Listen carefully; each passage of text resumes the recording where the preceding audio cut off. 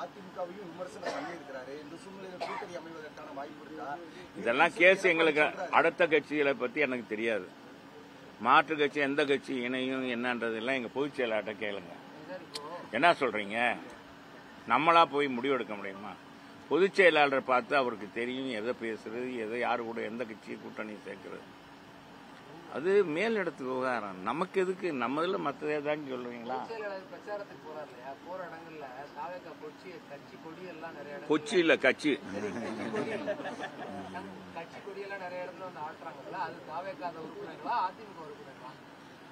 அதான் நேற்று ஒரு தொலைக்காட்சியில் ஒரு கிட்டத்தட்ட ஒரு 10 நிமிஷம் எங்க கழகத்தினுடைய அவைத்தலைவர் முன்னாள் சட்டமன்ற உறுப்பினர் அங்க உட்கார்ந்துட்டார்.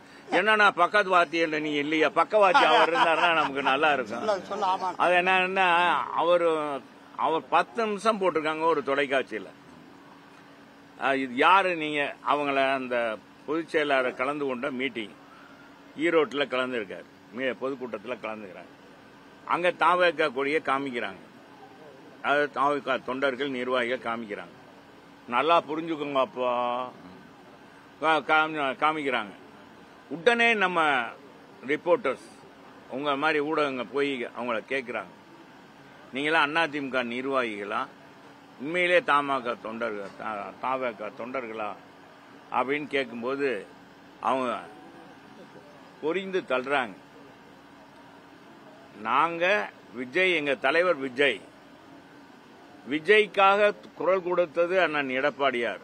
ஐயா எடப்பாடியார் தான் எங்களுக்கு குரல் கொடுத்திருக்கார். யாருமே எந்த அரசியல் தலைவரும் எங்களுக்கு குரல் கொடுக்கல. எங்களுக்கு குரல் கொடுத்து எங்களுக்கு எங்களுடைய சூழ்நிலையை எடுத்து சொன்னவர் அவர் தான். எனவே அவர் தான் எங்களுக்கு அவர் வந்ததுனால நாங்களா வந்து நான் இந்த மாதிரி நிர்வாகியா உங்க கார்டை காமிக்கின்றாங்க. அவங்க உறுப்பினர் கார்டை காமிக்கிறாங்க, அந்த இதை கார்டை காமிக்கிறாங்க. இதுக்கு பிறகு நீங்க கேள்வி கேட்கலாமா? என்ன அவரு, நான் என்ன சொல்றேன், இதெல்லாம் அவர் 1000 பேர் 1000 விமர்சனம் பண்ணுவாங்க. இது காழ்ப்புணர்ச்சியில பேசுறது தலைவரே. ஐயோ இது என்ன காழ்ப்புணர்ச்சியில பேசுறது? காழ்ப்புணர்ச்சியில விஜயம் வந்து பிள்ளையார் சொல்லி அப்படி இல்ல. அத அவங்க தொண்டர்கள் விரும்புறாங்க. தொண்டர்கள் பொதுச் செயலாளரை விரும்புறாங்க. பொதுச் செயலாளர் பேசுற இடங்கள்ல எல்லாம் அவங்களா தண்ணி எழுச்சியாக வந்து இதெல்லாம் வந்து எங்க கட்சி வந்து அந்த தரந்தாழ்ந்து போற கட்சியே கிடையாது. அவர் உண்மையிலேயே டிடிவி தினகரன் வந்து இந்த கட்சியில எம்பியா இருந்தவர், எல்லா பொறுப்புலையும் இருந்திருக்காரு. அதிமுக தொண்டன், புரட்சி தலைவர் அம்மாவுடைய தொண்டன். எவனாவது அடுத்த கட்சி கொடியை தூக்குனா வரலாறு உண்டா?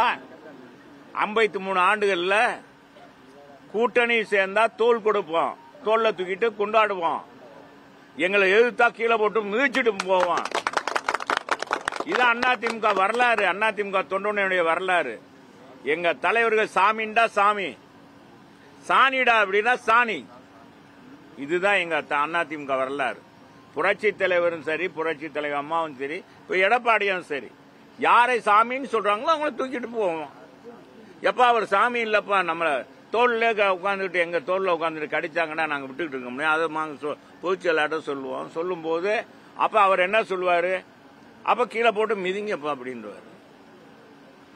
எந்த கொடியும் அவர் சொல்ற மாதிரி இதெல்லாம் சொன்னா அதான் இத போனா ரொம்ப விகாசா போயிடும். அதிமுகக்கான அந்த மாதிரி இழிபிறவி இல்ல.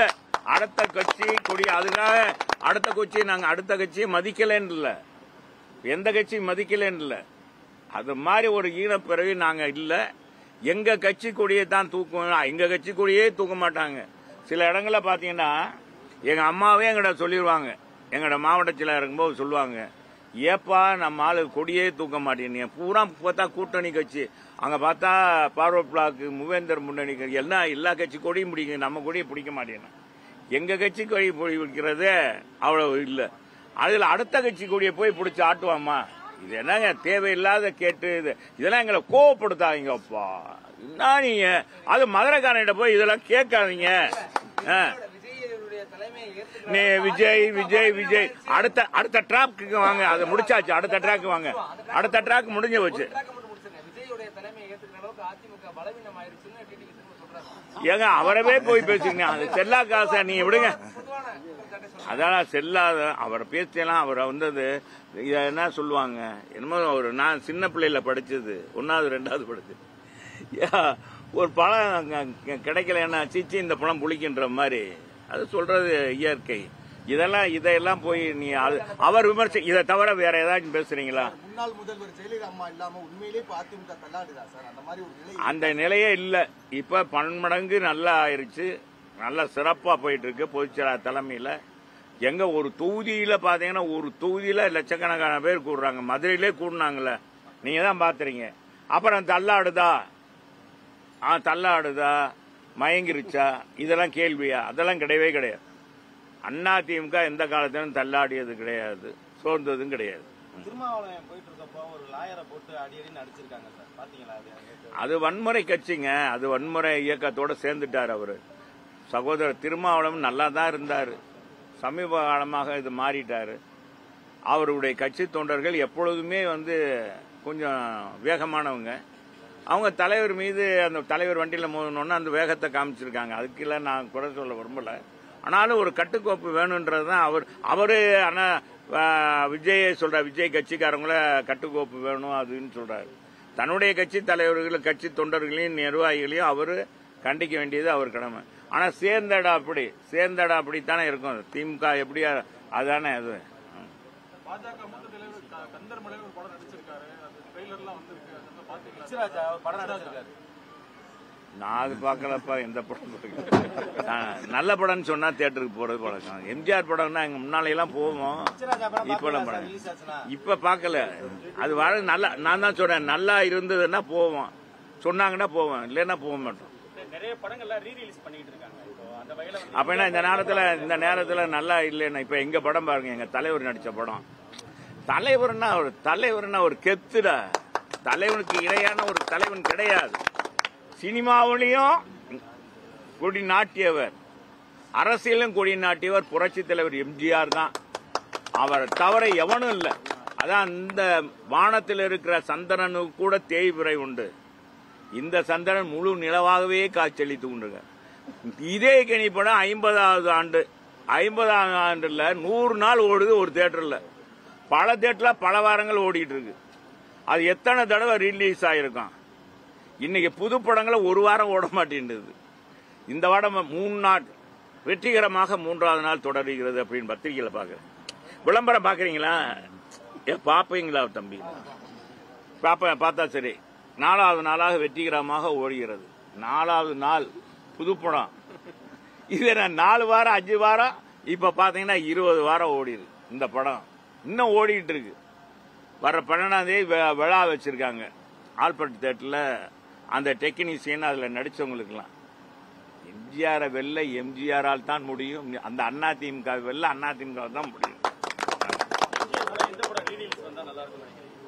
எல்லா படமும் எனக்கு பார்க்கணும் தான். எங்களுக்கு ரீரிலீஸ் வந்தா அதுவும் டிஜிட்டல்ல வந்தா நல்லா தான். நீங்க எம்ஜிஆரை தவிர அரசியல்லே சினிமாவிலே கொடிநாட்டிய வேற ஒருத்தர் இல்லைன்னு சொல்றீங்க. அப்போ தாவேகாவுக்கும் ஆதரவு நிலைப்பாடு எடுக்கிறீங்க, அது எப்படி புரிஞ்சுக்கிறது? யாருங்க ஆதரவு? எங்க நானே சொல்றேன், அதுக்காக நிகழ்வே சொல்றோம். ஆனா எம்ஜிஆரோட நாங்க எவனையும் ஒப்பிட மாட்டோம். எம்ஜிஆரோட எந்த தலைவனும் ஒப்பிட மாட்டோம். அது முதல்ல புரிஞ்சுக்குங்க. விஜய் தன்னை ஒப்பிட்டுக்கிறாரு. அவரு என்ன சரி எம்ஜிஆர் மாதிரி அவரு நீ அதான் தவறு. நீ அப்படி பேசக்கூடாது. அவர் என்ன சொல்றாரு, எம்ஜிஆர் மாதிரி அப்படின்னு சொல்றாரு. மாதிரி அப்படின்றதுக்கு எம்ஜிஆர் மாதிரி வருவேன். இப்ப கூட எங்க சின்ன பிள்ளைங்கலாம் பார்த்து, இப்ப ஒரு பையன் கூட தமிழ் வெற்றி தமிழனா ஒரு பையன் புரட்சி தலைவர் மாதிரி என்ன பாட்டு அவன் பார்த்தா எத்தனை பேர் லைக் பண்றாங்க. வெற்றி தமிழன் ஒரு பையன் நடிக்கிறாங்க, டான்ஸ் ஆடுறான், தலைவர் பாட்டுக்கு மட்டும் ஆடுறான் பயங்கரமா. அது கூட 65,000 1 லட்சம் பேர் லைக் பண்றாங்க. அவன் எம்ஜிஆர்னு சொல்லிடுறதா? என்னங்க, அவர் லைக் விரும்புறாங்க. இந்த காலத்து இளைஞர்களும் விரும்புறாங்க.